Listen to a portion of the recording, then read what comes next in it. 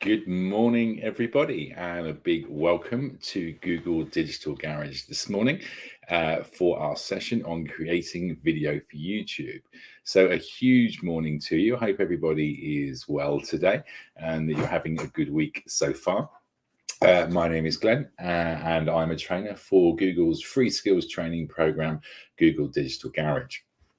So I'm an experienced digital skills trainer and digital marketer. I absolutely love YouTube. Absolutely love YouTube, and we'll get into that, and you'll see a bit more of that as we work through the session. So hopefully there's a little bit of value that I can add to the session today for you. I'm joined in the chat, as you will see, by Samantha. Samantha, moderator, you can see with a little blue spanner by the side of her name. So please do pop into the chat today and say hello. Please do let us know how you're doing, what you're here for, what you're looking to get out of the session, your experience perhaps with YouTube and any particular projects that you might have going on at the moment. And we can give you a good morning. So good morning to you, Jay Taylor. And good morning to it's Sam Madani. Hope you are well, and thank you so much for joining our session. So Sam is a really experienced Google Digital Garage trainer herself. So she's here to interact, say hello, and to join in with your conversation, but also to answer your questions. So if you've got any questions as we go through, then please do pop them into the chat, and Sam will be able to help you out as well. Now, we do have a couple of pauses for questions throughout the session today. So what I would ask you to do is pop them in. I can answer some of those live for you as well if there's any that come up that might be useful for everyone that's watching. And I can also, again, just give you another shout out. So please do that. Please get involved. We absolutely love interactive sessions. We absolutely love hearing your experience and what's going on with you. So before we do actually get going, let's just make sure that everyone's happy and everything's working okay. So if you are having any difficulties with vision or with sound on the webinar, this is a live stream on YouTube. So if you are, then just refresh your browser and hopefully that should bring everything back into sync okay. It's that general age-old adage in tech of if it's not working properly, close it down. And that should help you out in every way. Now, I mentioned about joining in with the instant chat. So if you can't see the instant chat, that's going to be to the side or underneath the main window. If you can't see that, then maybe you're just not signed into your YouTube account. So sign into your YouTube account to get access to the interactive features. And if you don't have a YouTube account, then maybe just take a few moments to create one. It will give you lots of benefits. And of course, you can save videos in your history so that you can return to them at any point. On that basis as well, this broadcast will remain live for you for the next 24 hours. So if you do need to come back and watch any areas again, you're perfectly able to do that on the link that you joined with today. Probably from your email. So just remember that if there's anything you want to come back to and run through again. Now, we are running this session as part of a broader offering of courses that are available on the Google Digital Garage website. That's g.co/digital garage. I'm sure that's probably where you signed up to get onto this session for in the first place, but Sam will share that link with you. Sign up for more of our offerings. You will see so many sessions helping you cover so many topics for yourself, for your business, to really help you move ahead and start to get some really good ideas in place to boost you and your business's online presence. So have a look at that. We've also got lots of face-to-face sessions coming up over the next few months, which you'll also find in the live training session. So that's g.co/digital garage. So come and join us as well. You'll see us face-to-face, and we have some amazing days on the road. So look out for any venues that are near to you now. Okay, so that is the housekeeping done. I think we can probably move on and get into the session. So let's have a look and see what's going on today. Let's have a breakdown of what we're going to be looking at. So firstly, we're going to be having a look in section 1 about finding your niche. So we want to find out why you're creating on YouTube, what your niche is, what you're about, what it is that you're passionate about really, and who your audience is. Now, in the second part of the session, we want to create some engaging content. So we're going to look at steps to take when you're planning, when you're researching, when you're shooting, and we'll have a few tips for you along the way there in the second middle section. Then we're going to be in section 3 looking at getting discovered. We're going to track our success because we want to know how we're doing, how our videos are actually getting on, the content that we're creating. We want it to impact and land with our audience, and what better way to track that than with data to see how effective we're being. And then that helps us to make some amendments and some changes. It's always an ongoing process. So therefore, you can start to look at what parts, depending on how long people are actually watching your videos for, how long they're being effective for, and what changes you might want to take to make your campaigns more effective as you move forward. So that's going to be get discovered and track your success. You might be creating a channel for fun or to create some money, some revenue. So we want to have a look at how we're going to get our channel seen. So, if it's just before we do get going, just have a think about before the next slide is if there was one particular topic, topic of YouTube videos that you'd watch, and it's only that one for the rest of your life, what topic would you choose? And so please just pop that into chat for me, and I'll pick up on a couple of those. Be very interesting. I think for me overall, I watch a lot of varied content on YouTube. I'd probably go overall for documentaries. I'm going to ask Sam as well. Sam in the chat, if you had to focus on one particular topic, what would you focus on? What genre of YouTube? Oh, okay. Jay Taylor, behavioral science and economics. Excellent. There you go. So again, a very specific area of interest there. And there's a point to me asking this question, which we'll get to shortly. So I'm going to let you think about that. Please pop it into chat. Please do join in with us. Now, there might be something that comes up today. You think I'd like to discuss that further? I'd like to have maybe a one-to-one on that. So we do have a one-to-one mentoring service available. Now, if you work for a small business or a charity and you're based in the UK, you can sign up for Google Mentoring at g.co/UK mentoring. So please do sign up if you're eligible to do so. That's going to be an hour with a digital expert like myself, or with Sam and many, many other people who have lots and lots of very strong competencies in lots of digital areas. You'll be able to talk through your individual difficulties and challenges. We can help you to find and research some solutions to help, again, give you that move forward and to keep things rolling on for you and developing in the way that you'd like them to go. So sign up for this fantastic service. That's g.co/UK mentoring. Okay, so I can see a couple of responses have come in. Over we go. Paulina, living abroad, and Sam, our moderator today, she loves travel content. Cool. How cool is that? Yes, absolutely. Travel content, just the ability to see all those different areas of the world and think, okay, I'm going to save some money up and I'm going to go and see those pretty soon. Absolutely. Again, it allows us, it indulges us in so many ways, the content that we can find on YouTube, perhaps just to have an escape, just to switch off for a bit, to relax. We're going to cover what YouTube can do for you quite shortly. So let's have a couple of stats, some stats to potentially blow your mind.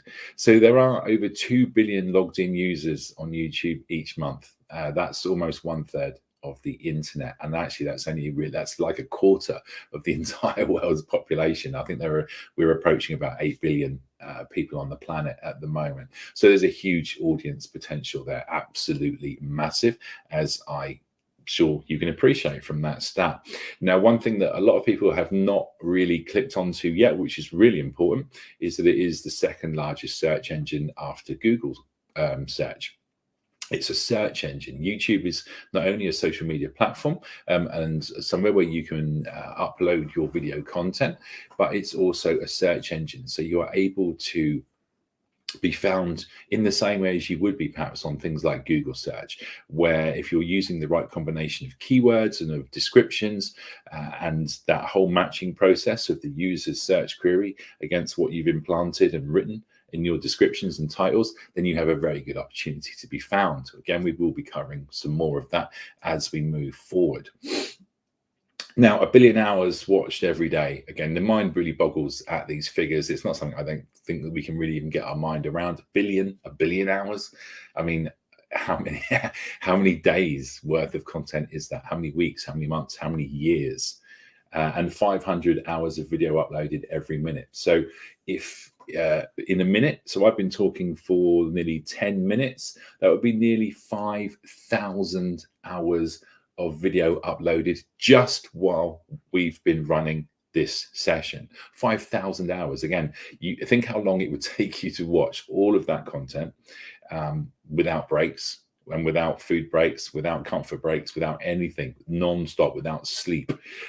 5,000 hours of video in 10 minutes since we've been talking. So an astonishing amount of content going up. Again, there's going to be communities. There's going to be lots and lots of ways that if you're joining in and being part of that figure to help you and your content get found and for you to really start to entertain your audience. So again, just bear those figures in mind. They're absolutely huge.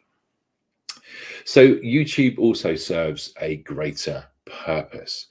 We know there are many, many different reasons that people do create content, but you can have your say on YouTube, as it says on screen there. It gives you a freedom of expression. We can express our story and share it with the world. And let's recognize that we've all got something important to say. So you can speak freely, you can share your opinions, you can foster that open dialogue because everyone's opinion counts, and it gives you creative freedom. Now, there's a freedom of information there as well. Everyone should have easy, open access to information and video because of its popularity, because people love the video format. It's a powerful force for education. I watch a lot of educational content on YouTube for building understanding, documenting world events, and it doesn't really matter if you think about the unbelievable amount of passions that people have. It could be for cars or cakes, travel, as we've come across already, living abroad, behavioral science and economics. There's something for absolutely everyone. Now, there's freedom of opportunity, so we can follow our passion and create something that everyone can watch. Why shouldn't we all have a chance to be discovered? Because we should. Build a business. You can succeed on your own terms. You can define your own terms by creating your own great content.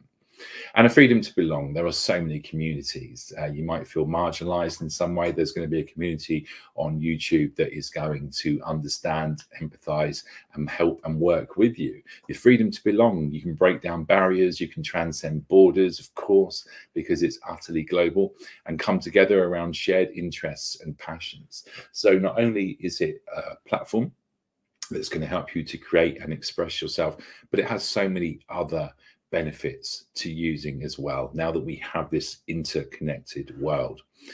Okay, so let's have a look now at finding our niche, that first section that we mentioned before, and let's have a look at why we're here.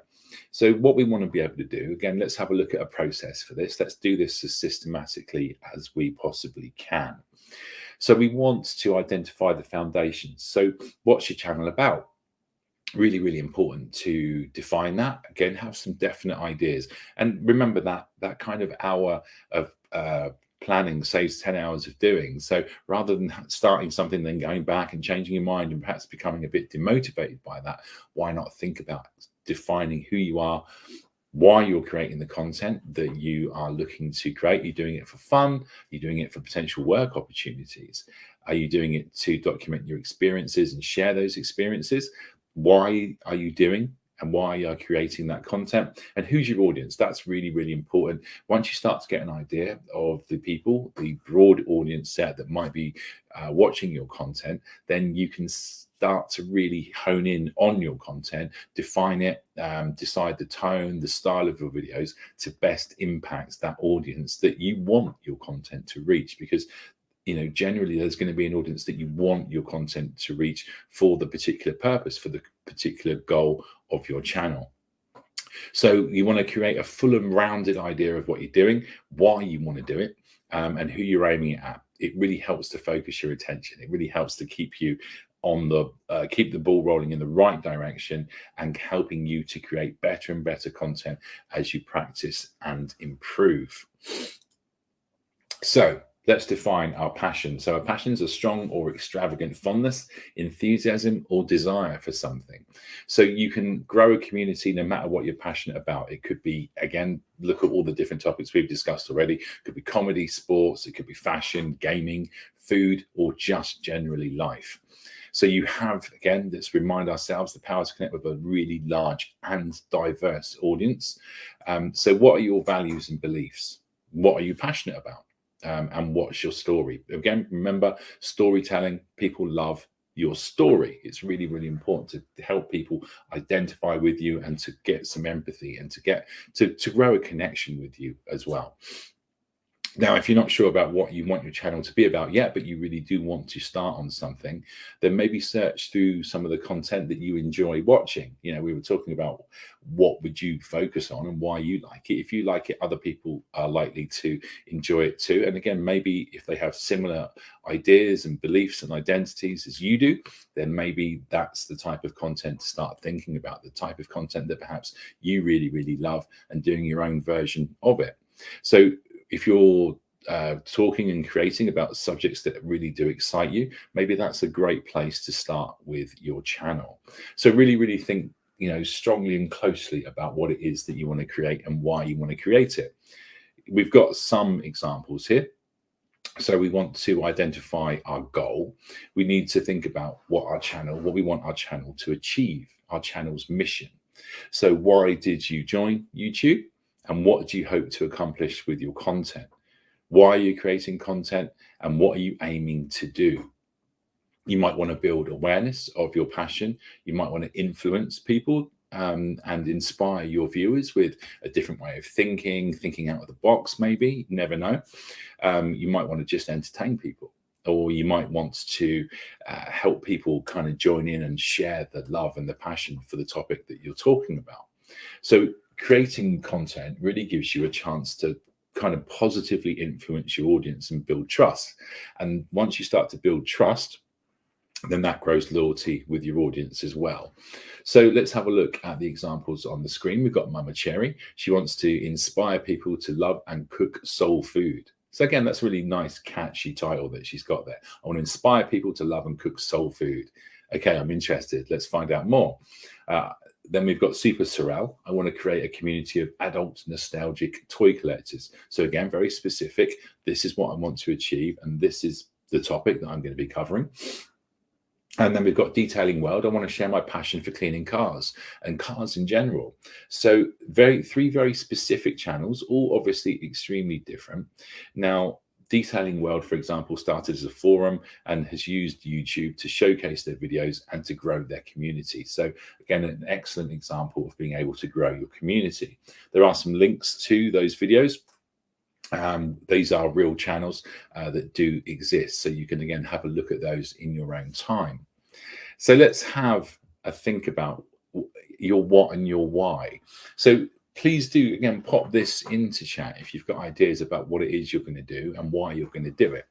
So, for example, now if my what is music, because I'm a musician, and my why is potentially then to teach people guitar. So I love music, and I'm going to create a channel to help people to play the guitar.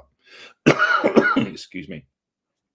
Or, for example, your what could be politics, and your why could be to spark debate. So you're quite political in your thinking, got a lot of strong opinions on social issues, and you might want to spark debate and have big conversations and get people doing reaction videos. There's a lot of reaction videos, full videos that exist on YouTube.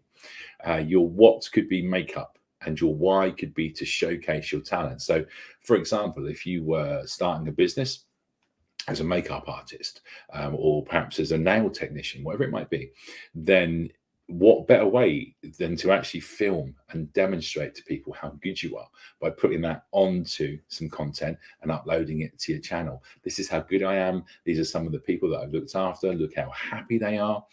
There's a really, really good way to market yourself and your business, as well as the passion, the thing that you really, really do enjoy doing. So please do pop some examples into chat for me. What are your whats and your whys? What is it you're going to do? What is it you're thinking of doing? What is it that you already are doing? And why are you doing that? So we had that music. If my what is music, I'm all about music. And my why then is to teach people guitar, because I want more and more people to benefit from enjoying playing a musical instrument. That is a really, really potentially good reason to start the channel. So I'm going to let you think about that. Yeah, thank you, Sam. Share your why with us. That would also help you decide on the language. So again, I can see a questions come in. We'll pick up on that shortly. But thank you for getting involved. So I'll leave that with you for the moment. So we want to define our audience. That's really, really important too. We want to understand who our audience is, because once we do that, that's going to help you think of strategies to help you reach them. Now, you've got to think about why you're telling the story that you're telling. You've got to think about who you're targeting. So who's going to be watching your channel? Now, think about this before you do actually start creating your content, and then you can start to tailor your communication, because you want your viewers to relate to your videos. So you can see some very varied types of audience members there. Think about their details. This is called building a persona, and this is a very common part of any digital marketing exercise where you're targeting. You want to target your audience. Again, so think about looking up some of these terms. You want to think about their age, gender, potentially, are they specific? Their parental status, are they parents, do they have kids? What's their household income? What's their geographic location? What are they into? What are their hobbies? You know, for my music and guitar playing example, then one of their hobbies probably would be musical. They might be a musician, or they love music or creating music. Think about, again, their interests and how that would expand. Are they into movies, sport, history, pets, product research? Then what video content do you think they're actually watching? Are they watching informational, conversational, social content, emotional content, or entertainment? So coming back again to that music and musician and helping people to learn the guitar, then that could be informational, it could be educational, but it could also be very, very entertaining. Again, thinking about the style, and a style that's going to help people to learn easily and well. So we've got a comment that's come in from D. So secondary education, specifically English, and hopefully a faceless channel. Okay, so he wants to educate people. Brilliant stuff. Well, again, that's a noble cause, isn't it? Jay Taylor loves psychology. I want to help small business owners use behavioral economics to improve their marketing through scientifically proven nudges. Okay, wow. Again, that's really cool. You've obviously really, really thought about that. So you clearly are going to be appealing to a specific type of audience there. So then you do your audience research. Now you can see what we were talking about with the persona. You can see one of those examples on screen and the level of detail that we can go into. So we've got Rohan, who's 27. He's working 9 to 5. So he's working all day. He's based in the UK. He's a car enthusiast. He goes to car shows. So this is going to be the detailing world channel, isn't it? He takes pride in his car. He goes on online forums because he likes to see what other people are saying about cars. He goes to YouTube to learn and to educate himself. He has 2 kids and always short of time. So if he's got 2 kids, then his exposure to YouTube and the times of day probably that he can look at that content is going to be reasonably limited. So you build all of that information, all of that intelligence essentially into your strategy for your channel, into your audience strategy. So you could use a tool like Find My Audience. Again, if Sam could put the link to that in the chat, that'd be fantastic. Find My Audience is going to help you to identify general demographics. It can help you understand particular users who like particular things, who are interested in particular things in particular ways. So that you can identify their pain points. What is it? Why are they lurking? Why are they searching? Their desired experiences, their values, and their goals. So you can start to match that with the content that you create. Now, if you've already got subscribers to your channel, if you just started up, then maybe use what you know of them to create your persona because they're resonating with your content already. And utilize some of those tools. Now, one of the ways to get some good information out of YouTube is via the YouTube analytics, which we'll find in the YouTube dashboard in the back end, which we'll be covering a bit later on in this session as well. So use data to help you to define your audience, their age ranges, that sort of thing can be utterly, utterly critical data. Now, adding a photograph to a persona is really, really good because it almost makes you feel like you're in conversation with Rohan there, who's 27. How would you talk to Rohan if you bumped into him in the street? It gives you that chance to almost build an individual relationship with a subset of audience that are pretty much like Rohan and have similar backgrounds. to Rohan, who have similar likes and overall similar feeling to Rohan. So look at personas again, look that up, and do some work on creating really good personas for the types of audience members that you have, and that will really help you to create your content. So let's have a look at the links between all of the areas that we've been looking at. So we've got our what. So is passion, is looking after cars. Clearly, we've defined that with detailing world. Now, I want to share my passion and knowledge. So that's my why. So my passion is looking after cars. I want to share my knowledge and teach others because I think it's an important thing that we can do and that other people can learn from. Brilliant. And then who am I actually going to be writing for? It's going to be Rohan, the car enthusiast. So detailing world could use that Rohan persona that we were talking about right here to really, really good effect, because they understand that Rohan is the type of audience member that they want to target. He's a car enthusiast who loves his car. Detailing world is all about people, is for people who love their cars. All right, so again, have a think about how that can work for you and for your channel as well. It doesn't matter what the background of the channel is going to be. The what, the why, and the who is going to work equally well as a concept across all of those things. So for detailing world, their passion is cars. Brilliant. They want to share and educate other people. So we saw that Jay Taylor loves psychology and wants to educate within behavioral economics to help people improve their marketing. And so Jay Taylor's challenge there is to identify people who are going to agree and are going to buy into that concept because that's what they want. Just like Rohan wants the detailing world channel. Okay, so we're going to come through to the first pause for questions. Just let me have a quick look to see if anything's come through. So we've got a question from Paulina. How to decide in which language I shall speak on my channel, Polish or English? Yes, absolutely. So yes, the comment that we saw previously, Paulina, makes a lot more sense now that I've read that. And that is exactly as Sam's put in the chat. Your audience are going to be critical there. I mean, if you're able to speak both languages and you have audiences in both countries, there's no reason why you can't have a Polish section and an English section. If your audience are predominantly in the UK, then speak English. If your audience are potentially going to be perhaps in Poland, then speak Polish. Again, work to your strengths, but also appeal to your general and biggest audience. As I say, you could do both if you wanted to. Absolutely, why not? And again, that's a great skill to be able to show, but appeal to the audience that you feel is going to be coming through to you the most. I think that's really, really important.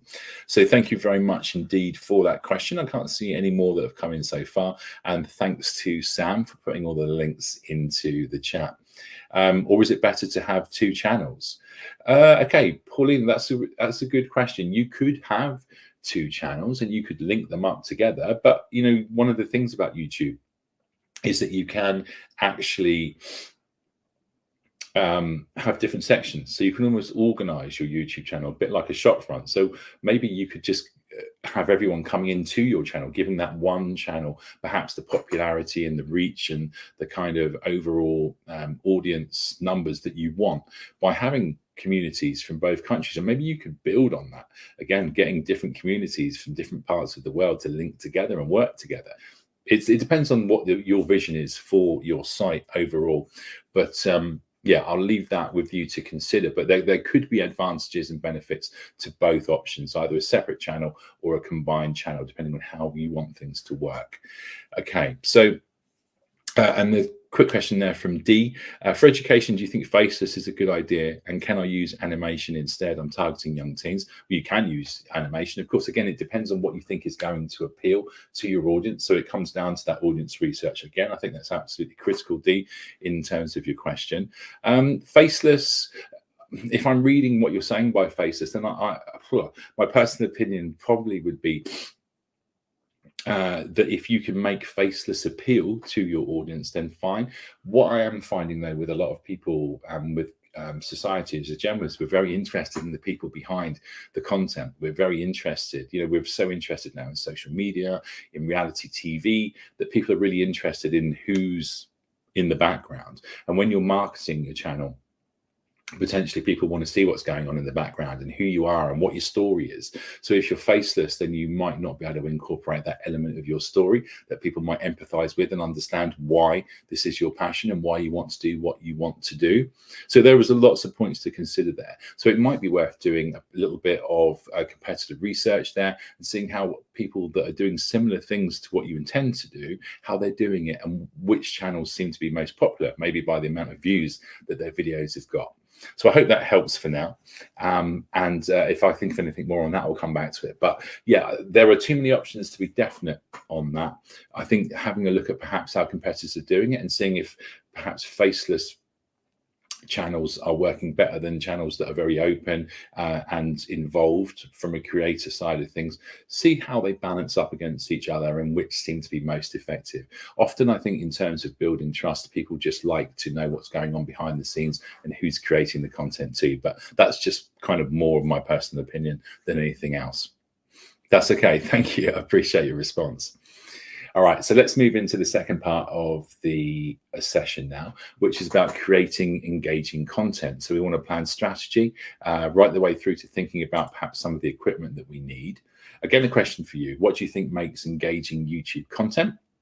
Why do you enjoy watching the YouTube videos that you watch? What makes you subscribe and share? There's absolutely no right or wrong answer here, by the way. This is just about personal preference. And again, linking this back into the audience side of things. We're all an audience, aren't we? All of us here are an audience in some respects.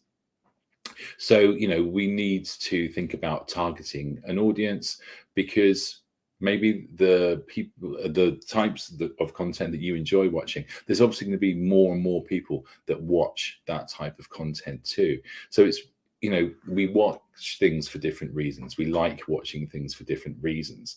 So we want simple and effective ways to get our audience feeling the same about our content. So therefore, all of the things that appeal to us, if we can be objective about it, we can start to recreate that impact for our audience as well. One way to see what's popular on YouTube is by looking at what's trending on the homepage. It does give you those trending videos, what people are interested in and viewing and engaging with right now. And again, maybe you can incorporate some of those ideas and content into your channel if it's appropriate and if it's relevant. So let's go further and think about the steps that we need to consider to create that engaging content. There's some examples on the page. So we definitely need to research and plan. Again, that hour of planning saves 10 hours of doing. It really works. If I'd paid attention to that when I was younger, I'd be a lot better off than I am these days. Trust me on that one. So rather than wasting your time doing and changing so much, do a bit of research and planning. Don't always just dive straight in. Do a bit of research and planning, save you lots of time down the line. Have your equipment. Again, you might even be able to just start with your smartphone if you've got a decent smartphone with a good camera, good video potential with it. And a lot of the more current smartphones have excellent video capabilities. Now, we want to create our content. We want to think about it. We want to get out there and actually give it a go because, again, we're not likely to get it 100% right first time. We are going to have to change, and we're going to have to analyze our content. We're going to have to look at what we think is working, what's not. We're going to have to get some feedback from people to understand what's hitting the spot and what isn't. So trial and error attitude is going to be important. Then at the end, we need to organize all of that content we've created because we've created some brilliant content. We need to organize it, make sure we know where it is, where we're storing it, how we're going to edit it, what we want the final output to be. So let's work through some of that now. So we want to get inspired, as we've said. Now we can perhaps look at and use some no-cost tools that are available out there. Now, being well informed can really kickstart your creative process. That can really start to give you some ideas, and you can start to piece, when you get that inspiration and suddenly you think, yeah, I need to push forward with that because I've got some great ideas. So do some research, spark that inspiration. Explore competitor content, and as I've said that already, look at what's already being done. That can be really, really crucial to, again, you can really do some comparisons, what you think is working well for a competitor's channel and what you feel you could do better, because then that helps you to define your unique selling point. That can be the thing that make people come to your channel later on down the line, because you're doing things in such a different or expressive or impactful way. Look at social media trends, current events or debates that are going on that people might feel strongly about as well, and determine how they contribute to your overall conversation, what things link in with the content that you're creating. Now, there are some great links that we can put forward for you. There's the Think with Google, and I would certainly I can see that Sam's already shared a couple of those. So Think with Google is an excellent website, so many different research resources. You'll find the data that we're looking at, trends that you're tracking, with perspectives, how things are going to move forward, behind the scenes looks at digital campaigns. There's lots of information that you can find with Think with Google, but also Google Trends. There's an example on the screen of Google Trends. On the left-hand side, which is based on the World Cup there. But Google Trends will help you understand what people are searching for. That's really, really handy indeed, because then you can see how searches have grown or decreased over years, over weeks, over months, over years. I mean, the amount of data there is, it's basically recording all of the searches that go into the Google search engine. So think how useful that will be, the words that people are using, how they're expressing themselves, similar searches to perhaps the type of content that you want to create. What are people looking for? That's going to help you to really focus your content and to make sure you've got good descriptions for your site, for your channel as well. So please do check out Google Trends. It allows you to track the popularity of search terms over time. You can see that particular videos. So for example, if you're coming up to Christmas, November and December, then maybe unboxing might become really, really popular over that time, because people are looking at what's in the box when they're considering buying presents. So start to join your logic up with different touch points and think, what are people looking for at different points of the year? And in relation to the topic that I'm going to be talking about on my channel, the content I'm going to be creating, when are particular times that might be popular? So even typing the type of content that you want or your goal from your content into something like Google Trends might help you determine if there are particular seasonal trends or times that people are more interested in your topic than others. So YouTube analytics is going to be a crucial thing to look at there as well, so that you can start to piece all of that data together and understand when's the best time to be releasing the content or to be talking about particular topics. So we want to consider what type of content is right for you. Do we want one-off videos, that quick, impactful hit?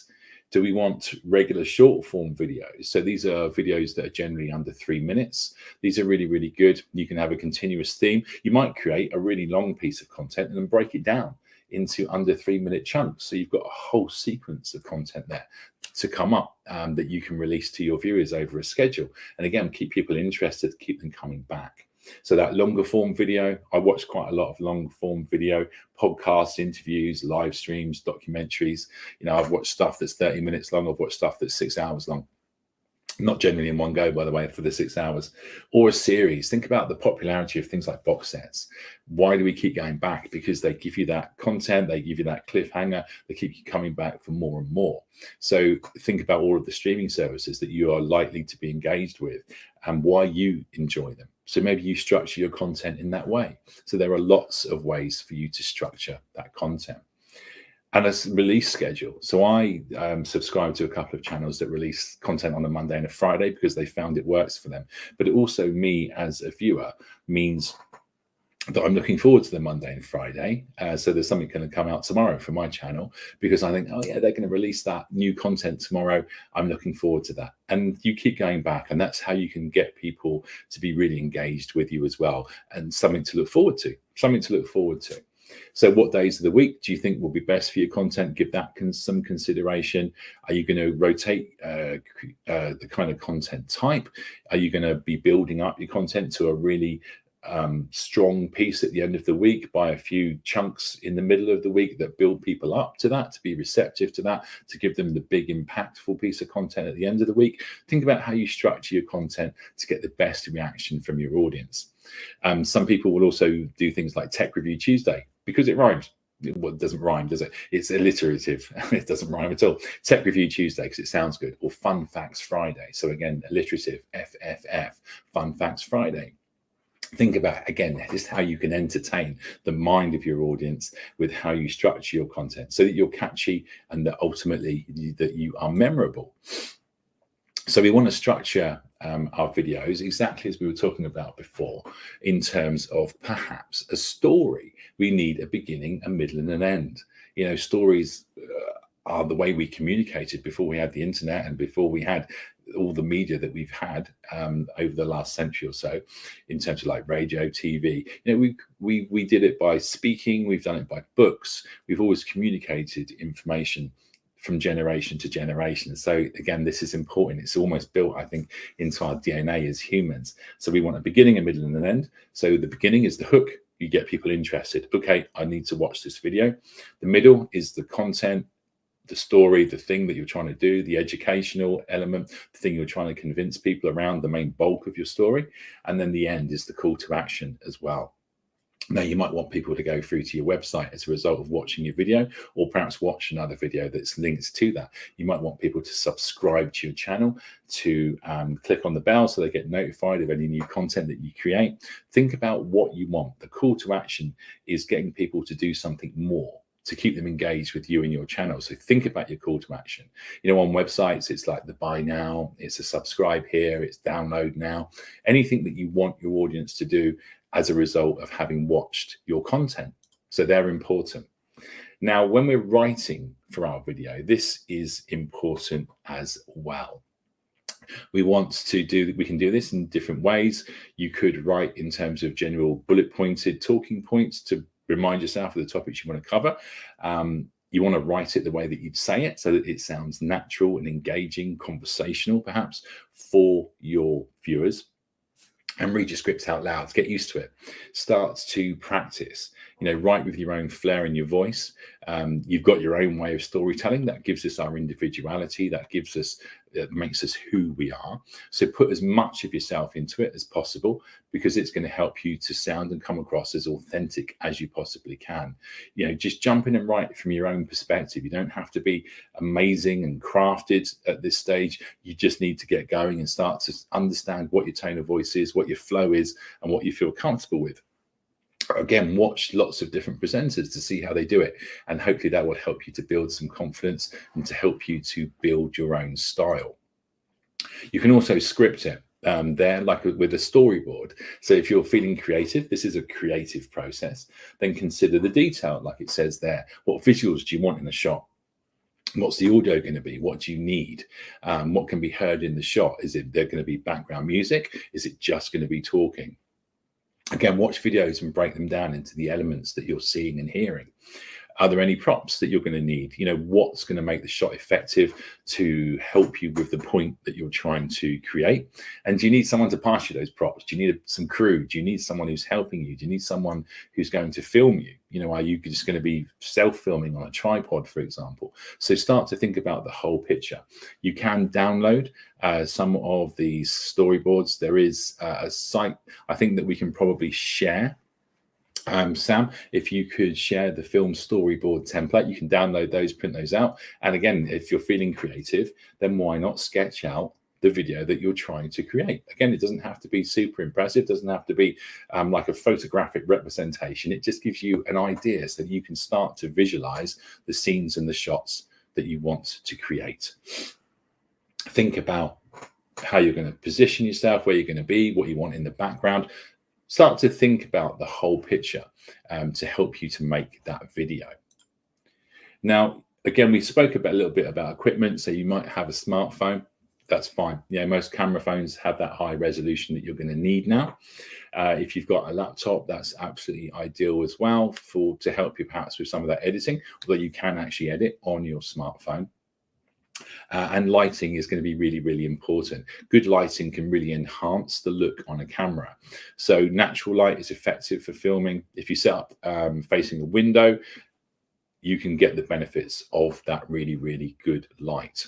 Now, I can see that we've had a question about editing. I can't really recommend anything because there's so many out there, and it comes down to the usability and the features that you need. But what I would say is that on your Apple or on your Android device, there are going to be lots and lots of apps that you can use. So why not download a few of them that are free to use, try them, see if they have the functionality that you need, or even watch a YouTube video of those particular apps to see the functionality and think, yeah, maybe that one's for me. Because if you don't like it, delete it.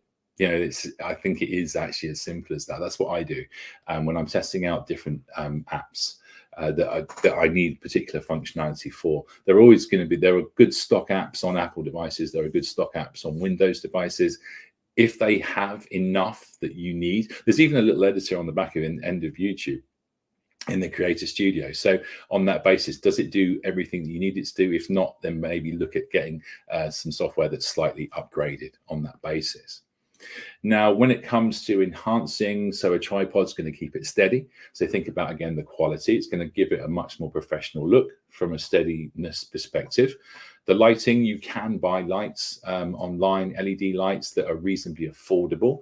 So that gives you more flexibility, clearly, in terms of when you could shoot, because if it's like it is in the UK at the moment, really, really quite grey, then it could be difficult to get the natural light that you need. So maybe think about getting one of these LED lights that can then help you to shoot at whatever time of the day that you want to. Now, you need to be heard. So a microphone might come in really, really useful. Your smartphone was designed to pick you up and when you're speaking from a close distance. So on that basis, it might not be that suitable for more distance speaking. So you might need to invest in a microphone. And that's quite important too, because sound is so important. Think about the amount of people that probably don't watch YouTube videos, but listen to them. So in some ways, the sound element is utterly crucial, and perhaps in some ways, at times, more important than the visuals, because people are just listening rather than watching. And then, think about the editing software and start basic as you start to be able to piece and edit parts of your video together. And then if you need more effects, if you need to bring in text and create all of those effects that you see on other videos, then maybe look at the video software that they're using and give it a go. Again, if there's free trials, a lot of software is freemium, so you can use it for 30 days before you have to pay for it. So you could use it for a little while, test it out, and if it's suitable, consider whether you want to pay for it and extend that trial. There are lots of ways for you to test your software out. So we want to consider what can be seen in the shot. We want, if you look at me, I've got a clear background, I've got my plant there, I've got my branding on the top. It's what you want people to see.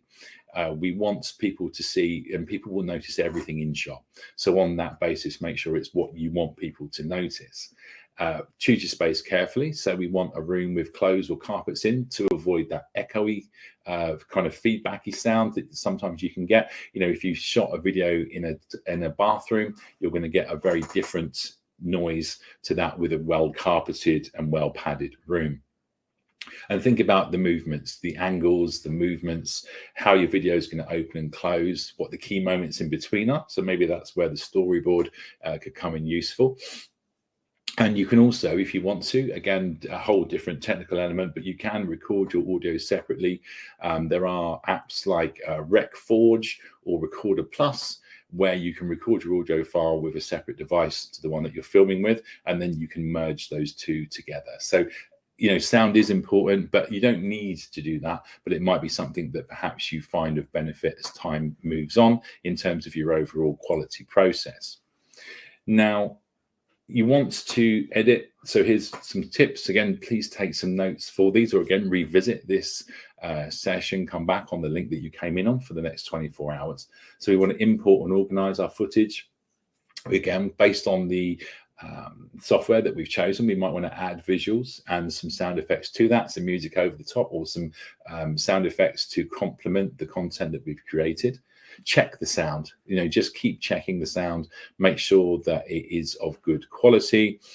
You might want to adjust the volume of various elements, such as the voices against the sound effects. Like sometimes if you play games, you can have the game effects and you can turn down the music in the background so that you get the full benefit. So think about it from that perspective and make sure that you feel you're hitting your audience with the best overall visual and audio experience. And then export and upload your video.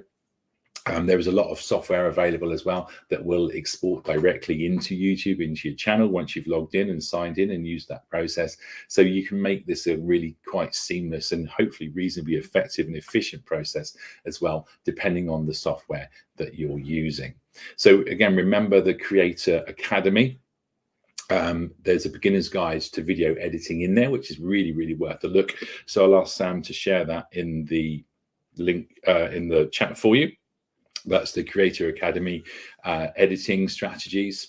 So that could come in useful to give you an idea. But again, lots and lots of video editing tutorials for specific pieces of software as well on YouTube. So why not check some of those out too? Okay, any questions? Let me just have a look. So Paulina, Paulina, I think that we have pretty much covered on the editing. Give them a try. But yeah, see what works for you, see what's intuitive for you. Some apps are harder to use than others as well. So let's move on to the next section as we move into the last part of the webinar today. So we want to track our success. We've identified our audience. We've discovered what our what and why and who is. As we saw in the first section, we've now started to look at some of the fundamentals that we need to create some great content. So now we need to track that and look how well we're doing. So in order, remembering that YouTube is a search engine, we want to use keywords in our titles, descriptions, and tags, because we want to be searchable. We want to be found, like using a search engine, like using search engine optimization on Google search. It's a very similar concept indeed. Now, these things, when you use them, are going to help you to become more findable. And of course, that's going to be one of your key goals. So the keywords, we want popular terms. Now, when you type in to YouTube search, like with Google search, if you type in car cleaning, as you can see there, then you're going to get lots of other things that people are looking for that are similar searches. So maybe, again, that helps you to craft the description of your channel, the title of your channel. So it's your video search engine optimization here, or video SEO really, and that's going to help your video to get found if you use that. You can use Google Trends, as we saw, to help find popular phrases that are associated with your particular product or industry, or the thing that you want to create the content for. And you can also use the Google Ads keyword planner. You don't need to have a campaign going to use the keyword planner. So I'll ask Sam if she could share a link to Google Ads for me. And yeah, use all of these tools to help you understand what people are looking for in relation to the topic that you're creating. Use those searchable titles and descriptions, so reinforce the important words. So when we're looking at Mama Cherry, easy dessert recipe, a lot of people are going to be looking dessert and recipe, getting good words to use. Lemon meringue pie, specifically for that particular recipe as well. So that's really, really useful. So that's the content type. And look at the keywords that are being used for Super Sorrel, Star Wars, The Rise of Skywalker trailer, and reaction. I mentioned about reaction videos being very, very popular as well. So again, look at your content type, look at the words. Again, look at what words other people are using in their titles and descriptions. 10 steps, how-tos. How many times have you typed in how to do something or how do I? Maybe those are going to be good keywords for you to use. And tags, just like hashtags on your platforms like Instagram or Twitter or LinkedIn, then use those hashtags. So you can see there that Sorrel has used toy haul, shopping haul. They're using keywords that they feel people might be entering into the system in order to find their type of content. We want to build our community as well. There's a community section on YouTube, so you can share your link to your website.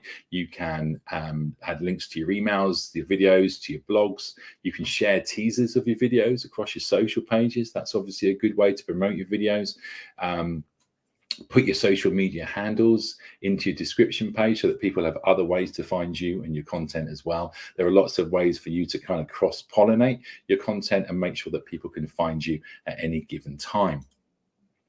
So we want to, as it says there, Mama Cherry there, she's got her YouTube channel on her Instagram account there, and she's also got her YouTube channel being shown on her Facebook page. So on that basis, again, think about making sure that people can find you across multiple platforms if you've got them. That's going to help each platform hopefully get a bit more traffic through, and will help people to find your content kind of one way or the other. Now we want to use that analytics function. So YouTube Analytics is recording your progress. The dashboard there you can see in YouTube Studio. So YouTube Studio has the analytics dashboard. So we want the types of content that are driving viewers to your channel.